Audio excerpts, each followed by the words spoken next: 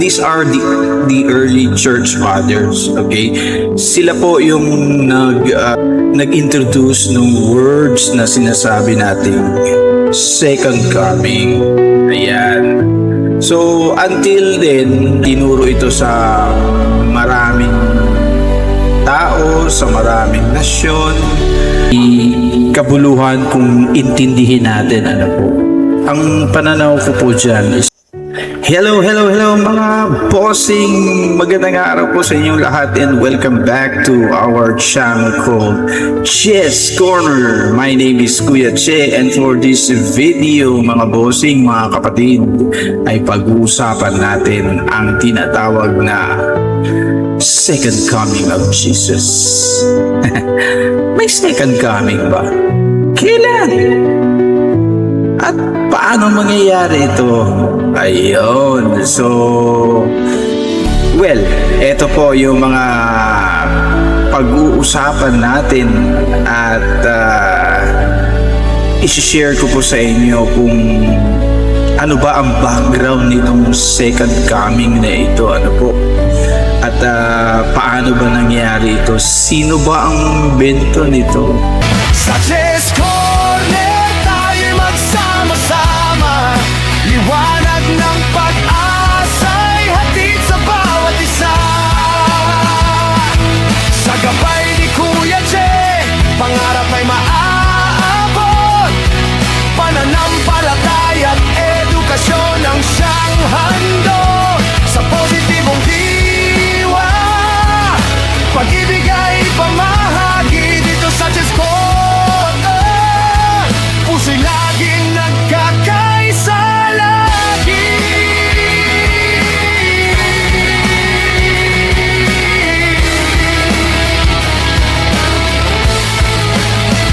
Sa bawat kwento turo.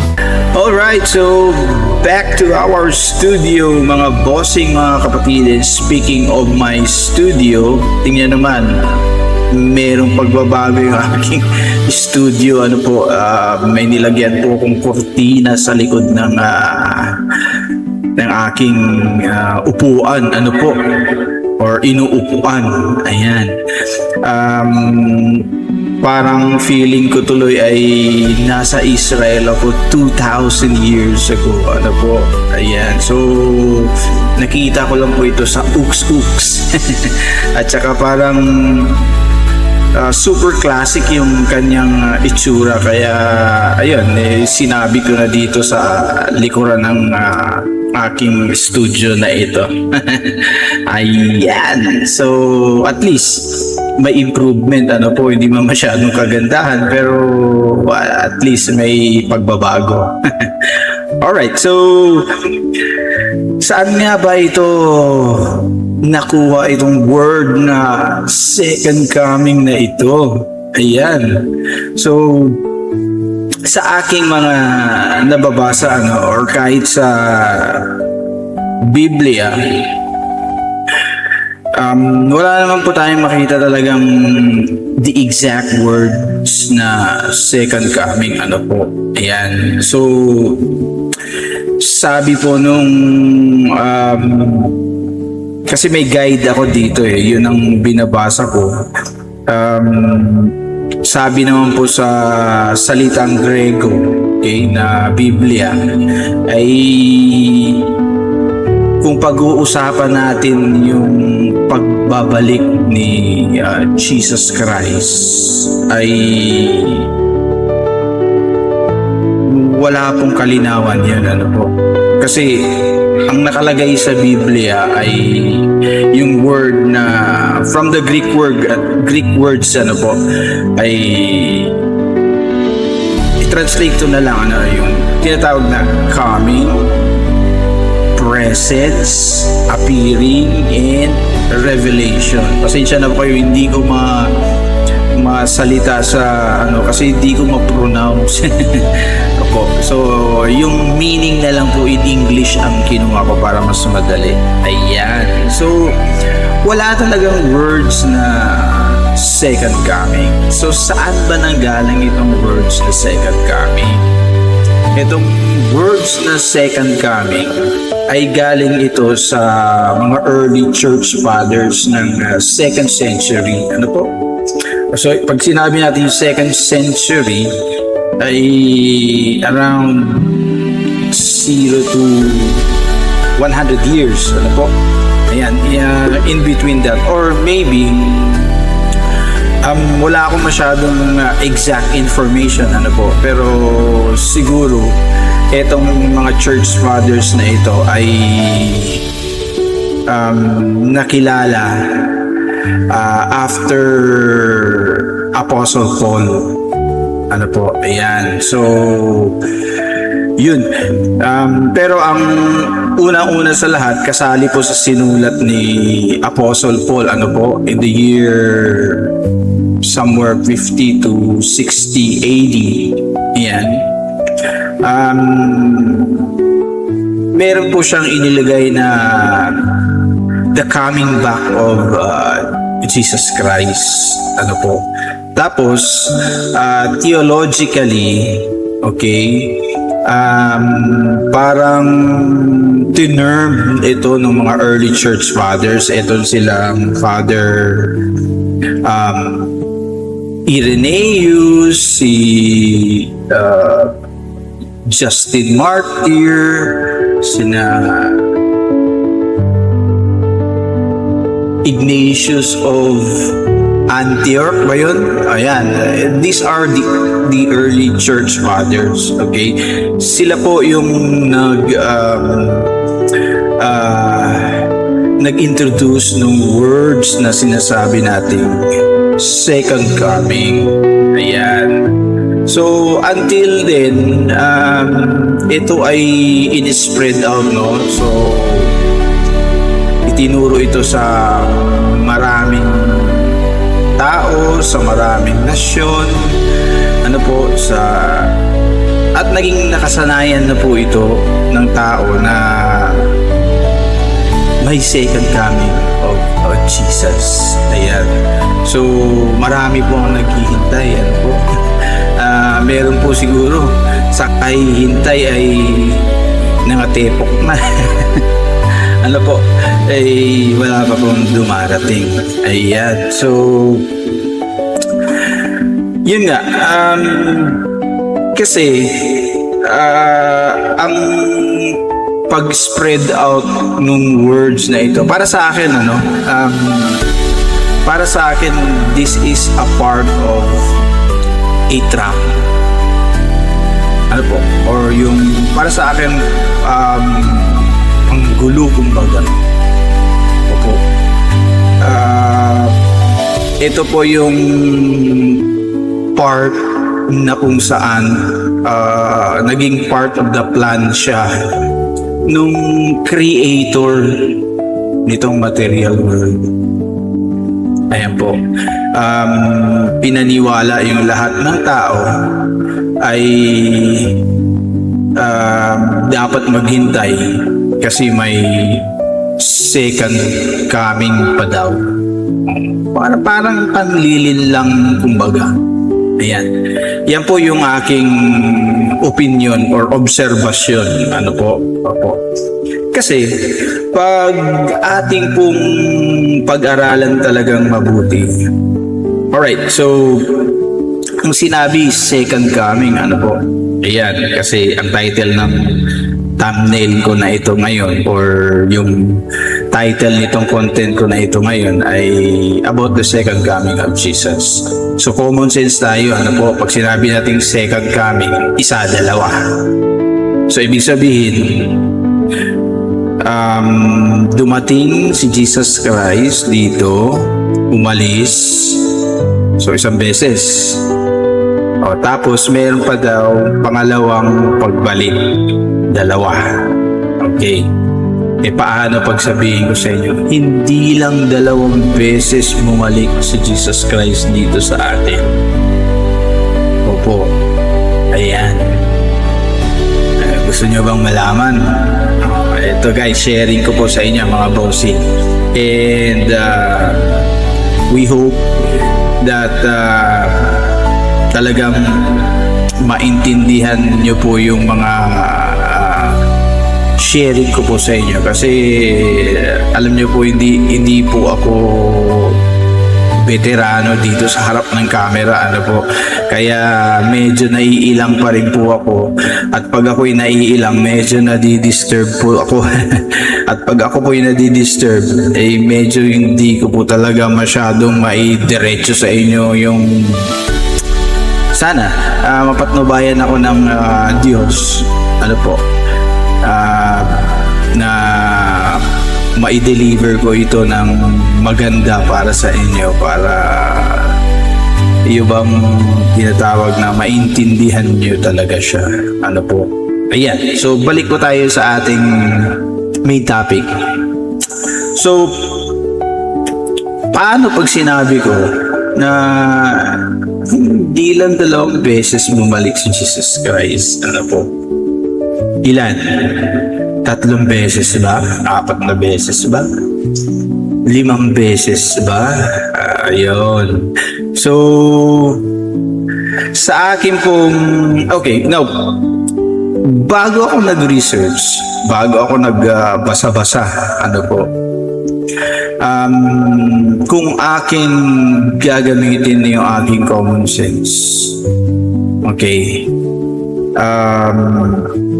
Example. Alright, so dumating si Jesus Christ. Okay? Tapos ipinako sa krus, namatay, 'di ba? So after 3 days nabuhay, correct? So alam natin lahat ito, di ba? Common sense ito eh. Alam natin lahat na after 3 days ay nabuhay si Jesus. Diba po? So, nung nabuhay, actually may nakakita pa nga sa kanya eh, di ba? O, nung una si Mary Magdalene. Nung si Mary at yung kasama niya ay pumunta doon sa tumba or kung saan iniligay yung katawan ni Jesus Christ, ano po, para maglagay ata ng pabango or insenso or etc. Ano po? So nung dumating sila ay na-shock sila, ano po, nakabukas na yung malaking bato na kung saan tinatakpan yung tumba kung saan nakalagay yung katawan ni Jesus Christ, ano po. At tapos biglang nakita nila yung isang tao at tinanong at nakilala to cut the story short, nakilala ni Mary Magdalene, ano po. So ibig sabihin, nung nabuhay galing sa patay, okay, namatay, nabuhay, ano yun? Pangalawang balik na po yun. Ano po? So, di ba sabi nga ni Jesus Christ na sabi niya kay Mary Magdalene, wag mo muna akong hawakan kasi hindi pa ako nakarating sa aking ama or hindi pa ako nakapag-report. Baga, pero pakisabi na lang sa aking mga kapatid or yung mga disciples, kumbaga yung disciples na tawag sa kanila na ako yung makipagkita sa kanila. Yun po ang utos ni Jesus Christ kay Mary Magdalene. So galing sa pagkabuhay, okay, after 3 days nabuhay siya ulit. Pangalawang dating na po yun. So nung inutusan niya si Mary Magdalene na siya yung makipagkita sa mga disciples, at nakipagkita nga siya at pinatunayan niya na tunay yung Diyos, siya ay merong sinasabi nating eternal life, ano po, walang kamatayan, ano po. Pinatunay niya na may totoong Diyos, okay, sa mga disciples, at pinakita niya yung mga sugat niya, ano po. Pangatlong pagdating yun, ayun, meron pa. Alam nyo naman at alam ko na sa meeting na yun may absent, di ba? O sino yung absent? Di si Thomas, di ba?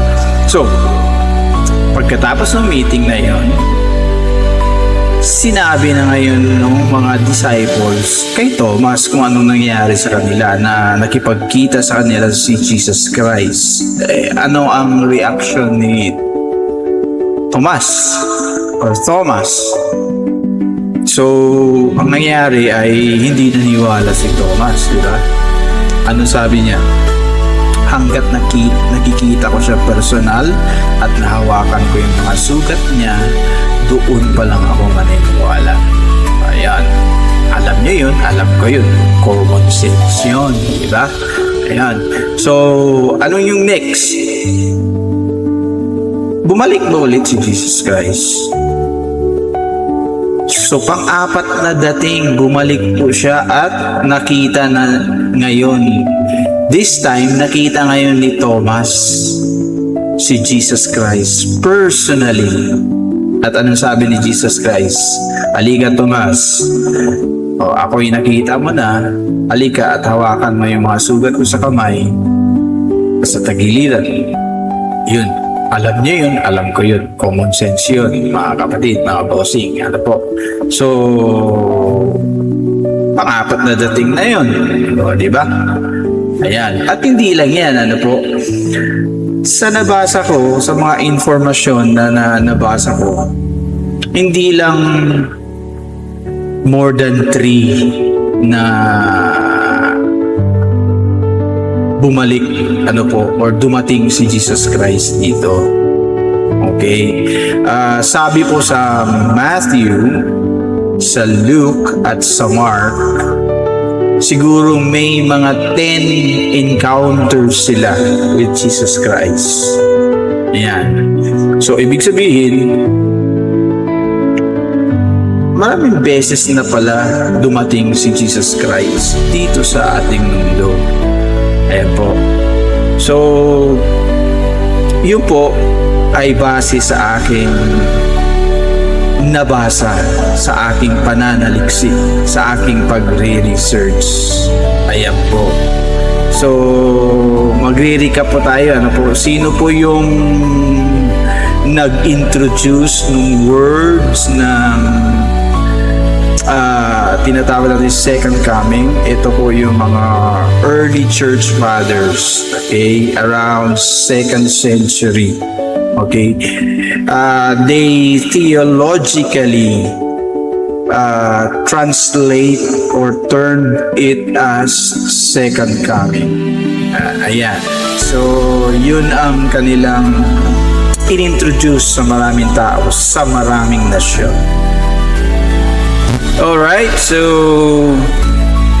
here is the twist, mga bossing, mga kapatid. Ano naman ang opinion ko o paniniwala ko dito sa second coming na sinasabi nila na ito? Okay, so based on my sharing or explanation or discussion or whatever you call it kanina, ay base po doon, ano po, ay hindi po ako naniniwala sa second coming of Jesus. Opo, yan po yung aking pananaw. Ano po? Kasi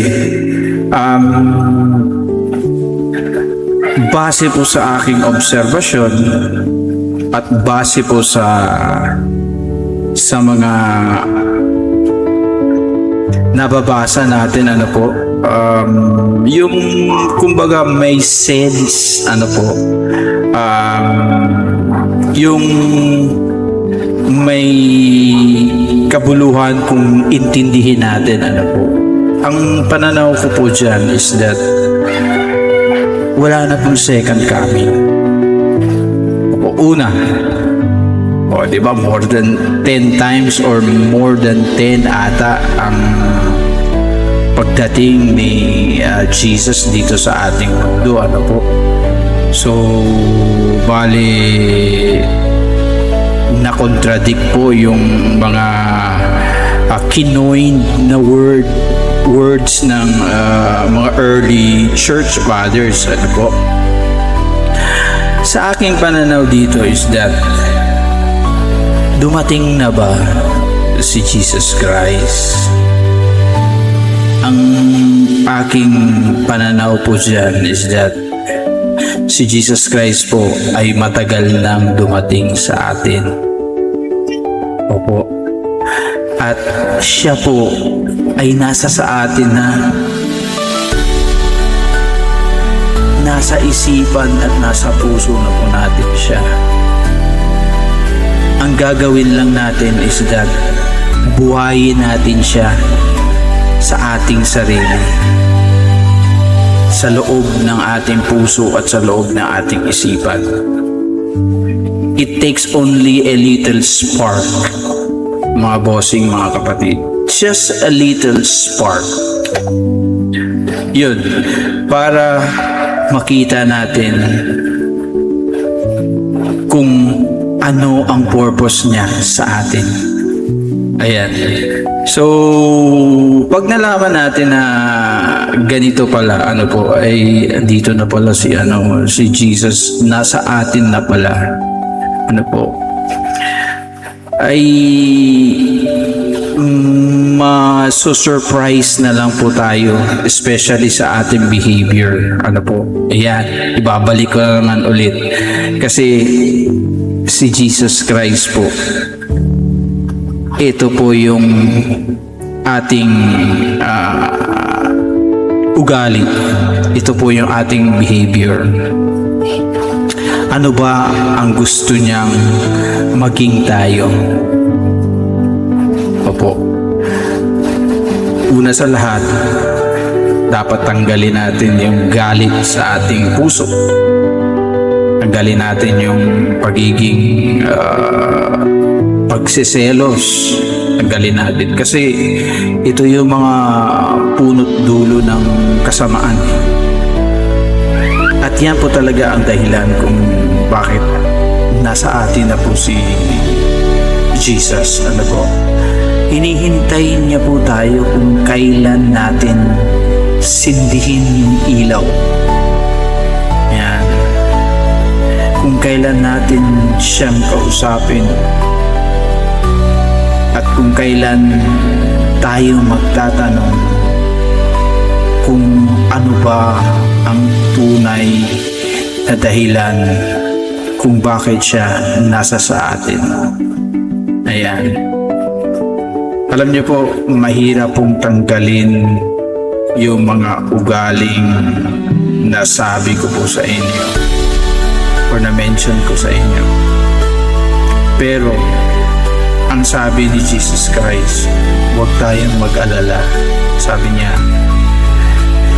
take heart daw, sabi niya, for we already overcome the world.